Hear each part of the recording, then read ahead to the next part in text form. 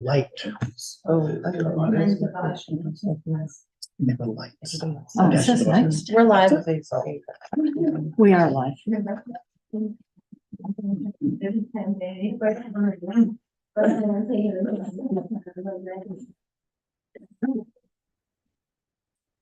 live. We got everything here? Okay, I'm just trying to know if we're gonna come in. All right, this is a regularly scheduled meeting of the Finance Committee. It is December 4th at 5:35, and Council Tremble and other members of the Finance Committee can raise their hands, just like to tell the truth.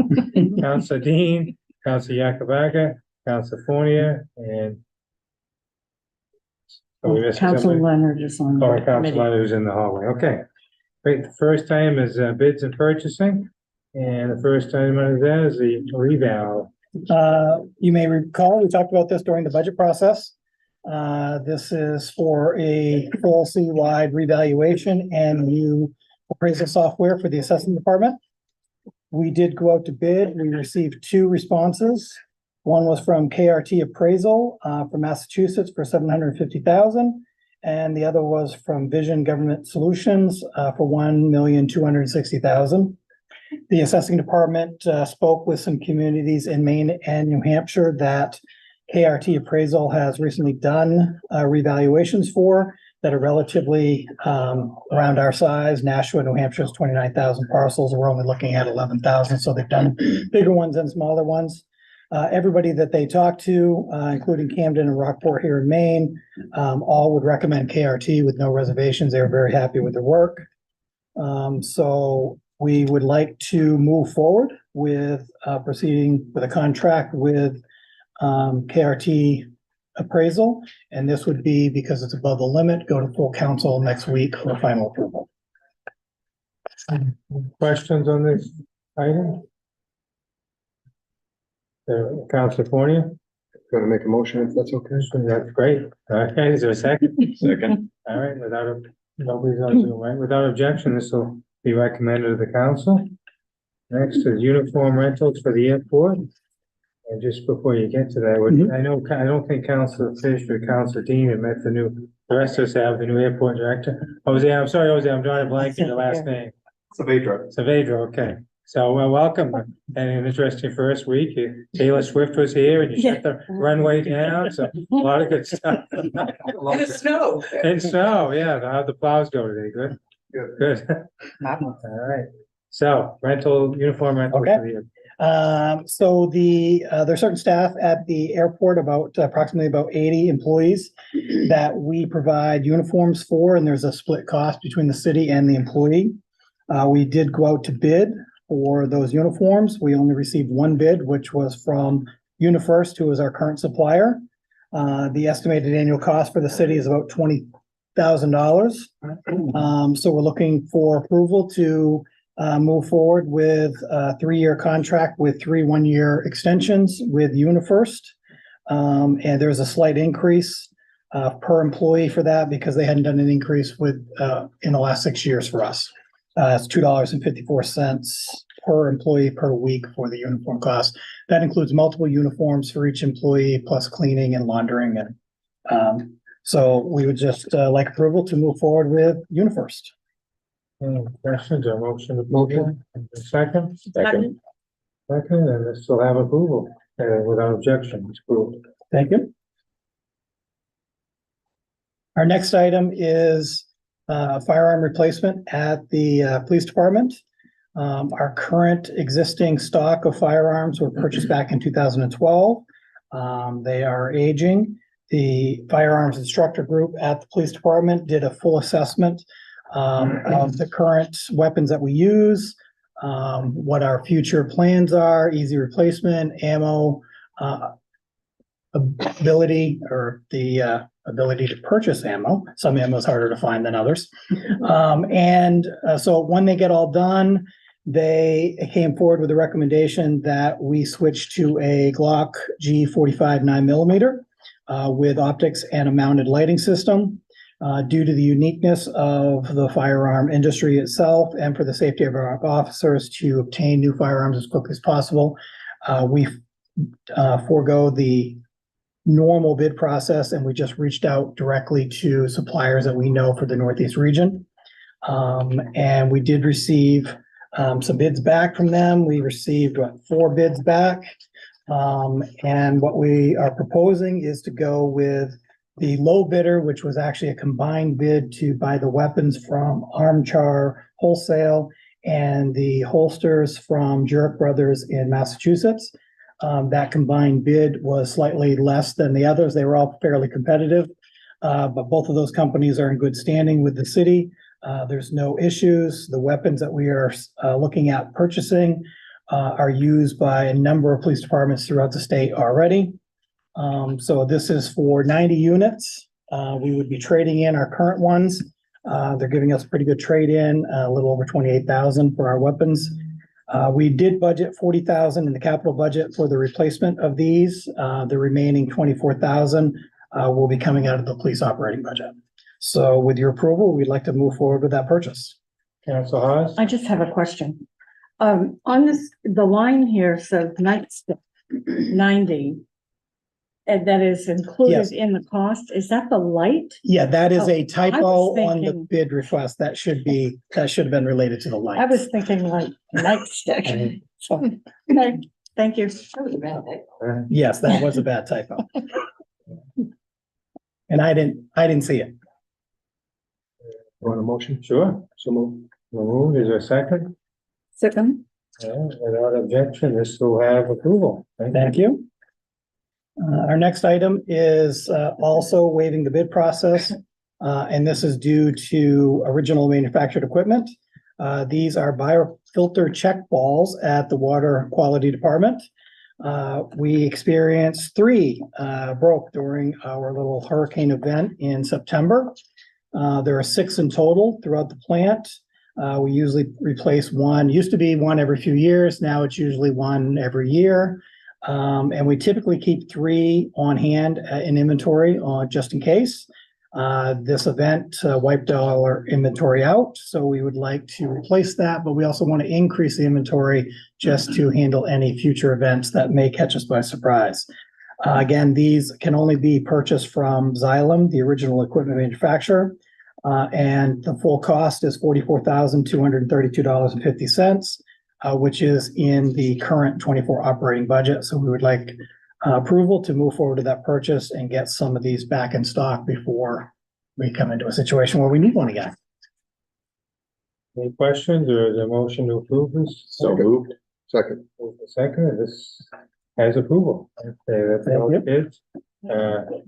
Recommendations on taking possession of various property.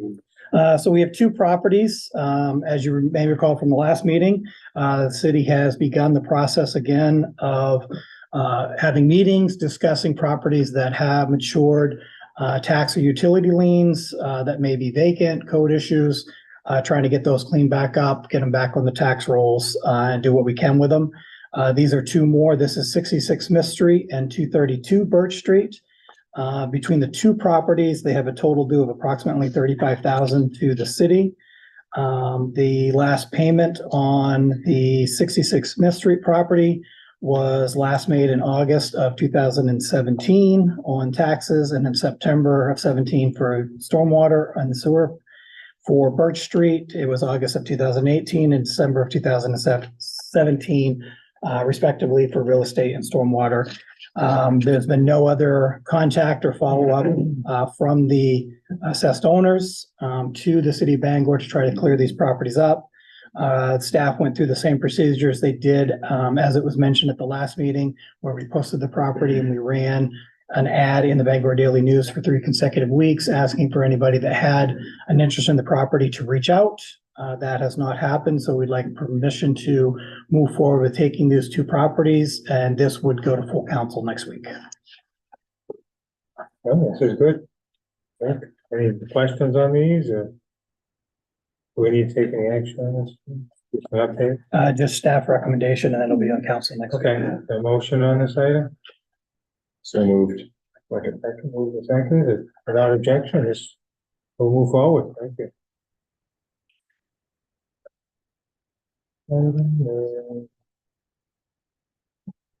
Oh, And the last item is an update on the tax stabilization program. yeah, that'd be fun, huh? So Bill is here. Do you want me to, I can do a quick and dirty and then you can expand? Sure. Okay, so the state had implemented a tax stabilization program for elderly taxpayers. Essentially, anybody that was age 65 or older could freeze their property taxes based upon their tax bills in 2022 from our perspective in collection. We had about 1,157 applicants that had applied. And in total, so all of those people, when they got their bill for this year, had their taxes froze based upon the 2022 rate. That went anywhere from about zero change, depending on how the assessments went, to a little over $3,300 in savings. Since that time, the state has discontinued the program. So what's going to happen is all of those people will now see all of that money that they had saved be put back into their assessed value.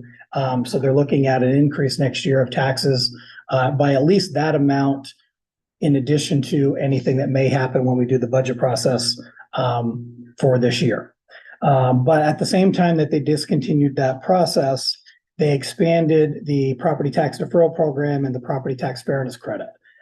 So those programs have been expanded to allow people that they still may be able to shift and get into one of those other programs to help alleviate or even to make some of these increases go away.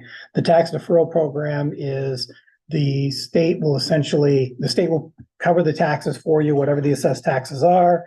But they then put a lien on the property at the state level when the taxpayer dies or attempts to sell the home. Those liens have to get cleared up, or the state would be able to take possession of the property. The property tax fairness credit, which has been around for a number of years, is through the income tax process. You can get reimbursed for a portion of the property taxes that you have paid, and it offsets with any state tax that you may owe. The concern with the property tax fairness credit program is many of our elderly citizens don't file a main tax return, but you have to file a tax return in order to get the credit. So even if you don't owe any taxes, you still have to file a tax return just to get the credit back. There are, of course, the original stabilization program had no parameters other than you were 65. These other two programs do have income requirements and other things that will narrow the scope of who may qualify. So it won't be everybody that was able to benefit, but it could be some of them. We did send out notices, which is in your packet, what we call a rat card, in with all of the tax bills this year to let people know that was happening. But we're looking at doing another notice to taxpayers to prepare them, and so that it's not hopefully completely off guard by the time the next year's tax bills come out and suddenly their taxes went up potentially several thousands of dollars. We're trying to do what we can to notify people so that they can try to plan, save if they need to, or do what they can to prepare for that increase. So that's what staff has been working on. And we want to give you an update as to that's where we're at. And we'll take any questions you may have. What is the average property fairness credit? I think it's actually, I'm not sure because it's all run by the state, but I think it's only limited to $1,500 regardless of what your taxes are. I don't think that increased any. Did they increase the limit? I think they might have, Okay. but I did work up one quick example, assuming a single individual in a home, $220,000. And if they had just Social Security at about $1,600 per month,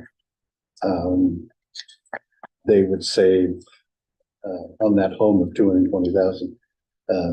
They'd get a reimbursement of $1,400, which would be about 38% of the tax bill. Yeah. So the property tax fairness credit has never been 100% reimbursement in most cases, unless your valuation was so low on your property that,